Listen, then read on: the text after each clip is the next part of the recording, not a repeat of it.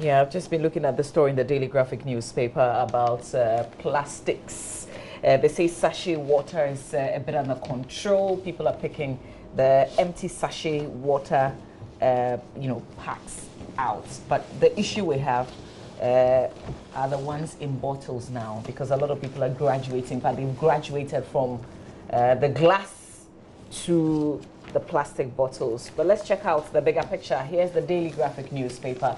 Front page, the plastic menace. Ghana faces catastrophe. 70,000 PET bottles produced monthly. 1 billion Ghana cedis accrued sits unused. Also on the front page of the paper, power outages due to shutdown of attributable gas plants, according to the Ministry of Energy.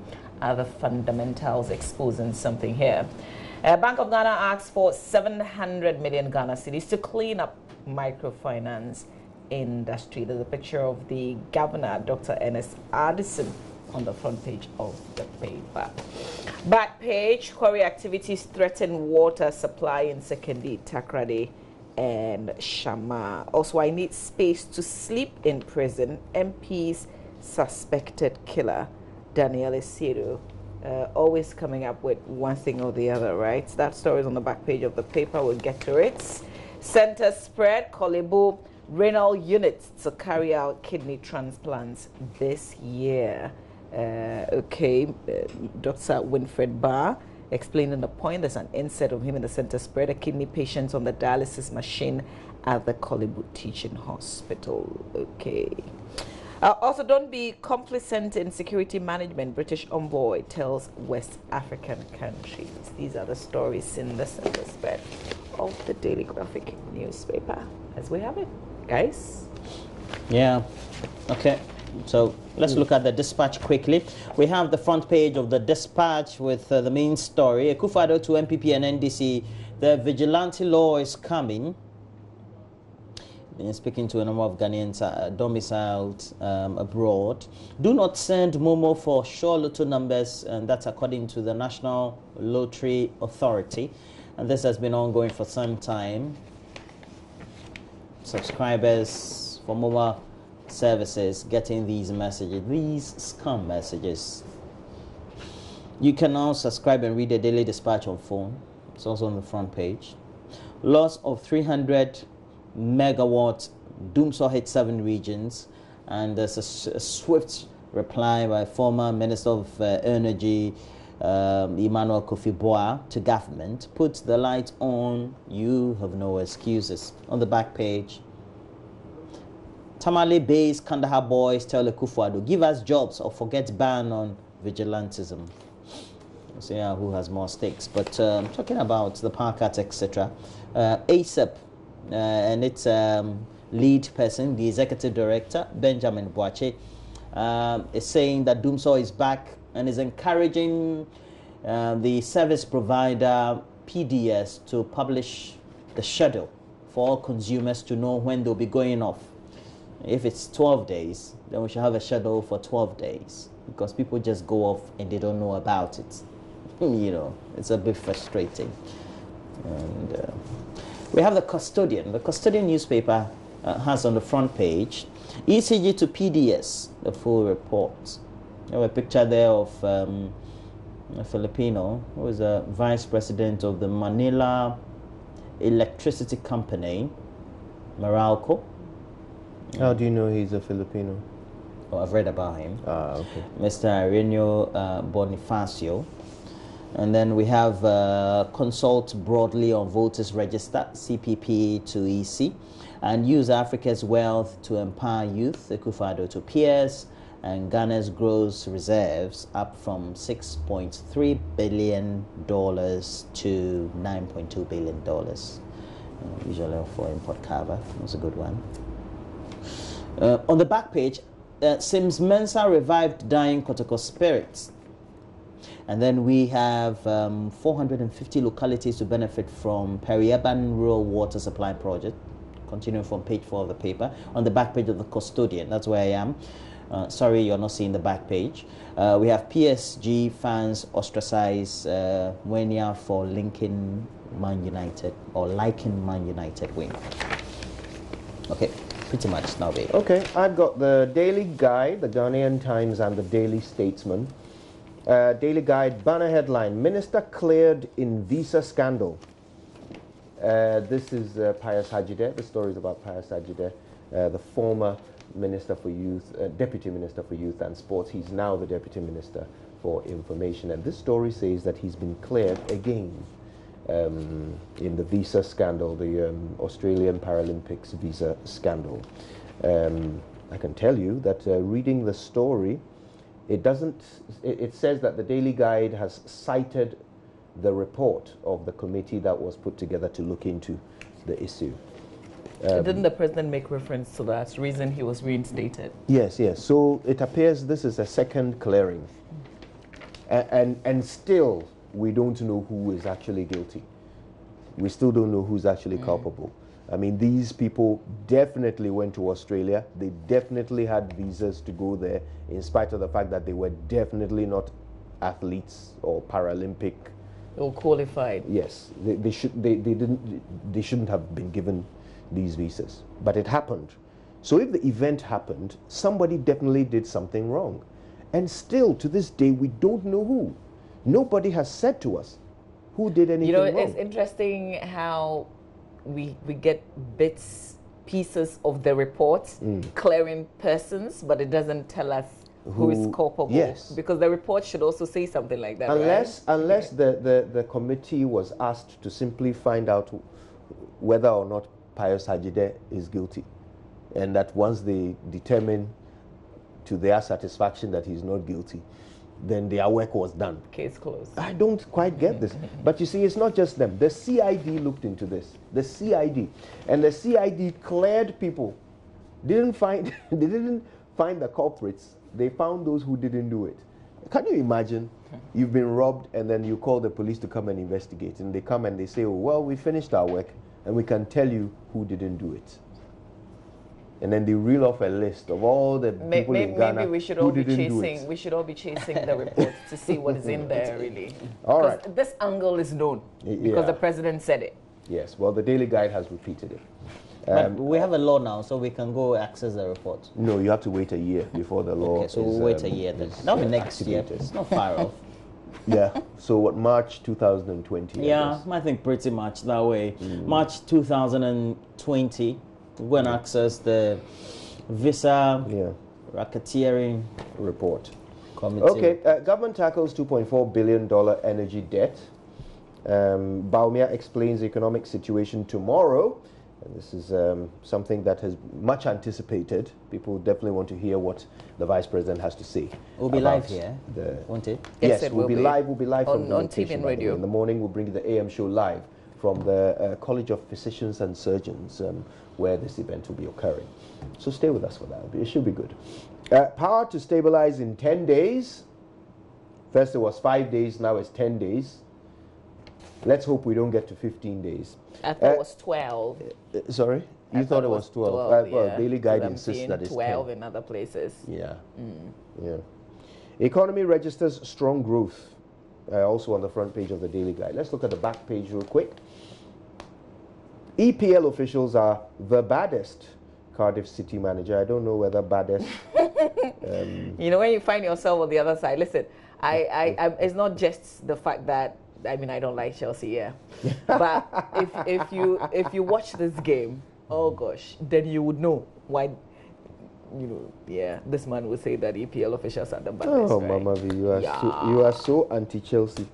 Anyway, Srebo Boateng clocks 47. Every Man United fan is anti-Chelsea. Accra hosts AIPS Africa Congress. The cities are even far apart. AIPS being Association of Press Sports. I'm sure that is not International Association of Press Sports. AIPS. Okay. And then Takwa Eagle Extra Stout Arm Wrestling. Huge success. And there's a great picture there of two men battling it out in the arm wrestling contest. Ghanaian Times next. Let's have a look at the front page of the Ghanaian Times. And we have Bank of Ghana targets microfinance sector to clean up, protect depositors' investments. And that's good. That's a good call. There's a need for this. Power outages to be over soon, Deputy Energy Minister. Accra to face water crisis with a question mark is also on the front page of the Ghanaian Times. Back page, two important stories. Water shortage looms in Shama district. And there are some interesting goings on in the western region that are leading to water shortages, and we can talk about those later. Construction of lorry parks begins at Shiashi as Assembly demolishes 200 illegal structures. Okay. That's the Ghanaian Times, and let's wrap up with the Daily Statesman. Medical drones to fill vaccine gap, says Nsiasari. Phones are wrecking families is the banner headline. I want us to talk about that if we can in a minute. Phones are wrecking families. That's a story on the front page of the Daily Statesman. MPs call for regulated use of mobiles. Also, let my vote count. Mobile phones? Yes, mobile phones, yeah. Also on the front page, let my vote count. Quizzes EC demands answers to 7 questions on new voters register. Quickly to the back page for 2 sports stories. Paul Pogba, Man United midfielder, happy at club. That's according to Ole Gunnar Solskjaer. And KP Boateng, Kevin Prince Boateng, will leave Barcelona at the end of the season. Really? Okay. There we go then. That's all done. Okay, let's do the Finder newspaper. Front page of the Finder. It will be over in 12 days. Ghana gas tie-in with WAPCO pipelines causing power cuts. 2011, 2012, the blame game, the no timetable, whatever. It turned out it had to do with money, right? Bank of Ghana maintains policy rate at 16%. Dilapidated Agbalo District Circuit Court closed down. The judge is headed to Edum in Kumasi. Enforced ban on Okada business. I love the way you said Ghana it. gives some recommendations in the paper today. Agbalo. Yeah. Good morning to all Agbalo residents. We have to put pressure on the MC. Is it an MC? I'll find his name so that the assembly can do the right thing and then they can have a court, because the circuit court, I think it serves like 2 purposes, and cases from adjoining areas all come to this place, and it's been closed down. Wow. So now they have to go to Kata or Agbozoma. And I'm guessing there's no other structure, facility that can serve as a court in the meantime. Well, the assembly will have to come up with something. Okay, but here's his name. Now that we're here, let's stay. Chief Executive for Ketu South, Elliot Edem Agbalo.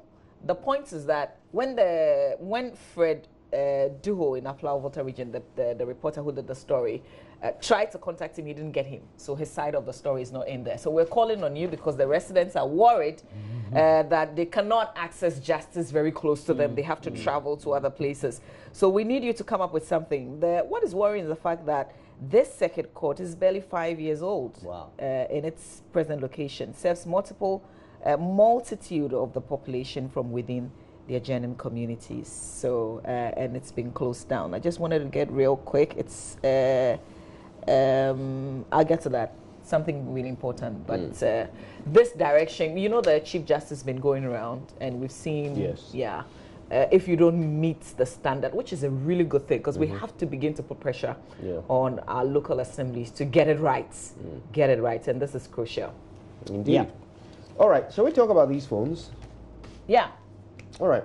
So this is an interesting story. It's a matter that was raised on the floor of Parliament by the MP for Ahanta West, Ebenezer Kojokum. So Mr. Kojokum is concerned that,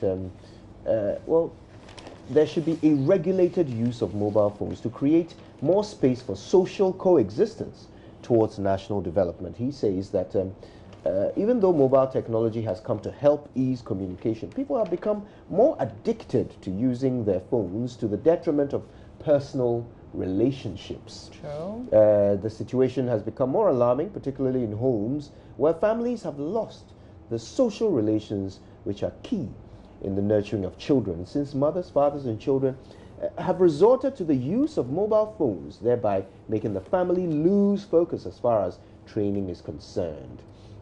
He goes on, and then of course he talks about how we're missing the personal touch. You know, talking to your child has become a big bother, he says. They're so attached to their phones with their headphones on that they do not hear a thing. Okay, he says the situation has become alarming, and he says that children are now writing what he describes as WhatsApp English in their academic work, including examinations.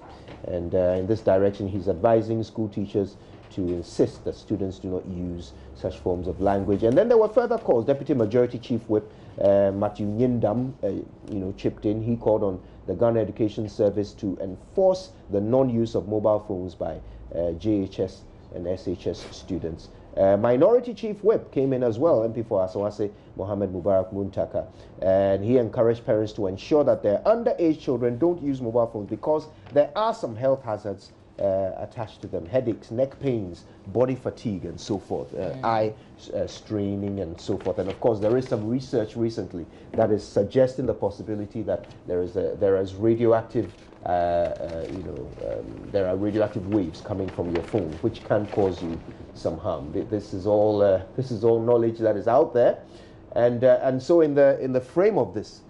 These MPs are calling for the possibility of some regulation when it comes to the use of phones. What do you guys think? Well, regulation. That's what he's calling for. Private, okay. So what the? I think what they have to do. You know, the Vice President has the town hall tomorrow. As members of Parliament, seeing that this is really important, they all have constituency. They represent the people. They have to do their own town halls. Small community group meetings, and have a conversation with the community, because this is a family issue. You don't need any law to regulate what happens in my home. I mean, people will have to realize, because sometimes you get so deep into the phone thing that you don't even realize what you're doing. So you probably may not even be aware. Could there be regulation that affects perhaps age limits for the use of mobile phones? It would just be schools and institutions. It may not. I mean, they probably cannot pass a law about how you raise your kids and whether you give them a phone or not. But perhaps there could be some laws about the standard of the quality to which a phone must be manufactured before it can enter this country, for example. Don't we have that already? Well, it may not be addressing some of these issues. I tell you what, we would just. There could also come up with a law, and it would just be does it mean that, let's say, an iPhone is better manufactured and so emits less? No. I think when it comes to some of these technical standards, if you have a certain, if you say, for example, that phones that come into Ghana must not contain a certain component or whatever, as long as that is some sort of universally accepted, standard, which will ensure better safety. I don't think it would single out one brand over another. I think all manufacturers will be able to. I think in the meantime, in the absence of any form of regulation, while this whole advocacy is ongoing, which I don't think is needed in any way, we can also encourage the parents to be very instrumental. You don't think the advocacy is needed? Is that what you're saying? What do we need the regulation for exactly, and why? The question of regulation will be murky. I mean, even between the three of us, we can't figure out what the regulation would look like. I particularly don't think that the advocacy for regulation is important. Yeah, so I mean, regulation would be weird. I mean, the Speaker has asked for some research. He says that he wants the Communication Committee to look into the effect of mobile phones on productivity, workplace, driving. And, can I just say something? Use, as well as the impact on the youth. I have seen parliamentary sessions going on and some MPs on their phones. I think the Speaker will have to just raise his head a bit and then he would see the effect of that in his own chamber. Yeah. So perhaps the problem is real, and we do have to think of a solution. If the Speaker himself can find evidence in front of him of how I think he should look again. He would realize it can really take away productivity. Then I guess we're agreeing that there's a real problem here, and that perhaps we have to figure out a way of doing it. Maybe regulation is not the way, but there must be a way. There must be something we can do, because it's true. I think that across there are protocols. There are protocols that guard meetings, offices. But it's not working. That's the point. If we have this problem, then whatever there is, I think it's not working. It's more about supervision, because if you have protocols. So how do we do it? I think the children, it's supervision. Yeah. Right. So how do we make sure that it becomes more of a culture? Okay, because when we grew up, these things didn't exist, so the problem wasn't there. All right. So we would have dinner at the table. And at the table, we would interact, we would talk, we would chat with your parents and whatever. In class, in school, these things did not exist. So whatever distraction they cause, it wasn't a problem for us. But they exist now. So the point is, why should we keep churning out technology without adjusting our society to use it without feeling the negative impacts? Okay. So why don't we think about it? It may not be regulation. I think I'm agreeing with you guys that regulation might not be the way legislation, sorry, might not be the way to solve this. But is there a way? Can we influence culture somehow to make sure that kids, the same self-discipline thing? I don't know. It's self-discipline. I mean, you're in charge of your home, right? You know your children. Your children are your children. You are not the child. They are your children. You have to find a way of dealing with it. But and parents, there are some parents, because they are not available, they kind of give their children all sorts of things. Personally, what's your view on the subject? Especially when it comes is related to children. My son is only 8 years old. He doesn't have a mobile phone. When do you intend giving your son? That's a good question. I haven't decided yet. When do you intend? And I'm thinking about it. It's a question that I ask myself. When would it be appropriate? Yes. And what sort of phone would I give him?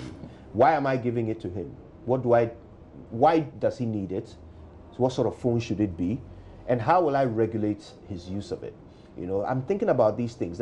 In other parts of the world, setting child safety features on technology is easier than it is here. Kids can find a way around most of the things that are available to us here. So I'm really concerned. I mean, as a parent, I certainly know that it's my responsibility to decide how much access my child has to these devices, and I must enforce it. Okay, but I can't be the bad example who is always on my phone. When my kid wants to talk to me, I'm always on my phone.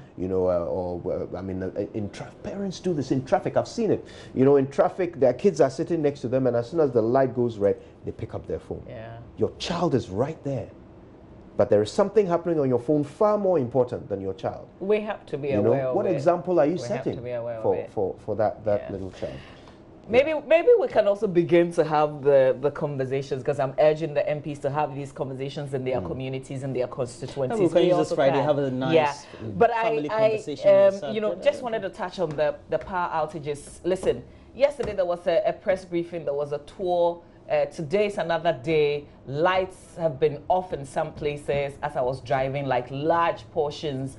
And we still don't have a timetable. We're playing around this. I mean, it's not like it's a game, right? Because if you look at the point that ASEP makes, we go back to 2011, 2012. People denying one. In 2012, it used to be the West Africa Gas Pipeline. Whatever. We owe them 100 we have million issues. We cannot produce enough power and distribute to every person. We get it. But get a timetable out, whether it's 10 days or 12 days. Because if I'm going to go off, I need to know. Absolutely. So that I can plan. That's all we are saying. But they just go back and forth. They do one press conference or the other, explaining exactly what. You can't produce enough to supply to all of us. So just issue us with a timetable. What is the downside of producing a timetable? Bottom line is money. We're there again. No, that's a downside of producing a timetable. It will be taken advantage of by the opposition. How? Because there will be equalization. It means that timetables were produced that time and schedules have also been produced. So it's all doomed. So a timetable is a bad thing now. You see, nobody wants to say that we are We all know where we are. We are experiencing what we are experiencing. So it is the timetable that makes it doomsday. Is that it? Who gave that definition? That's a perception that they have. Which person gave that definition? Still to come. Yesterday we were talking about that city conversation with the importers, right? We've got a powerful conversation coming up right here on our show you don't want to miss, especially when Dr. Baumia is having that town hall meeting tomorrow, right? And it is Autism Day today. We have a special conversation. There are parents who need help, support, encouragement to deal with. If you have a child living with autism, it can be very challenging. In fact, it is very challenging. So we'll see how best we can. I have a birthday wish. I have a birthday wish, and this one is going to Mrs. Paulina Henyo Yoinakachi. It's your birthday today, and this one is for myself, Ifwa, Lucy, and all of us. Happy birthday. Have a great day. Happy birthday. Before you go. Mama V, so is this your real hair? I said it's not my It's not your hair. So what do you use your real hair for? Like, do you ever go out with your real hair? Yeah, When I was braid that? it is my real hair. But right now, No, when I'm you braid it, wearing you add this. other hair to it. Okay, it's not your fine. real hair. No, when I braid it, no. Sometimes when I braid it is my real hair. Hey. I walk around with it. I'm wondering what women use their real hair the for point these days. is that I They can't relax take with my it. real hair out right now. That's why I'm wearing this. Yo, Yeah. All right, sports. You want to see it? No, Yes. No. No. Yes. Okay. Well. Oh, why are you spoiling that? No. Okay, Yes. so Mrs. Paulina Henyo Akachi, it's your birthday. Her surname is Akachi. No, she lives in Akachi. Happy birthday. Happy birthday.